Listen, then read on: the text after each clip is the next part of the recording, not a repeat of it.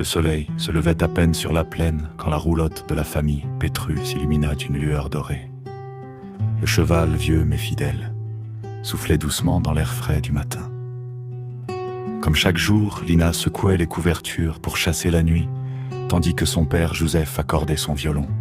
Ils étaient des gens du voyage. La route était leur maison, le ciel leur plafond et le feu du soir leur salon. Mais ce matin-là, le chant des oiseaux fut interrompu par un bruit inhabituel, des camions, des ordres criés, des uniformes. Les hommes descendirent sans sourire. Joseph comprit avant même qu'on lui explique. Depuis des mois, les rumeurs couraient, on arrêtait des familles comme la leur, on les accusait d'être différents, d'être indésirables.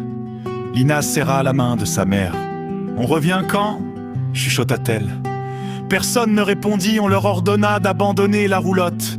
Juste quelques affaires. Pas le violon, pas les couvertures brodées par la grand-mère, pas les souvenirs. Joseph posa sa main contre le bois de la roulotte. Il y avait gravé les dates de naissance de ses enfants. Il y avait peint des fleurs rouges le jour où Lina était née. Chaque rayure racontait un chemin parcouru. Le cheval hennit doucement, comme s'il comprenait. On les poussa vers les camions.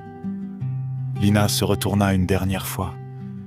Elle vit son père retirer son chapeau et le poser sur le siège du cocher, un geste d'adieu. Le voyage fut long, trop long.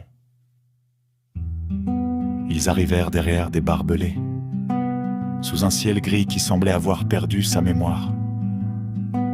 Ce lieu s'appelait Auschwitz. Ils ne comprenaient pas pourquoi on les enfermait.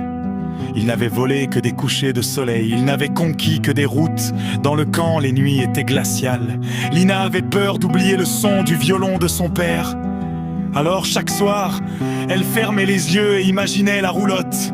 Les roues grinçaient, le feu crépitait, le cheval tirant doucement vers un nouvel horizon. Autour d'elle, d'autres familles tziganes murmuraient des chansons anciennes pour ne pas perdre leur langue, leur mémoire, leur dignité. Beaucoup ne revinrent jamais.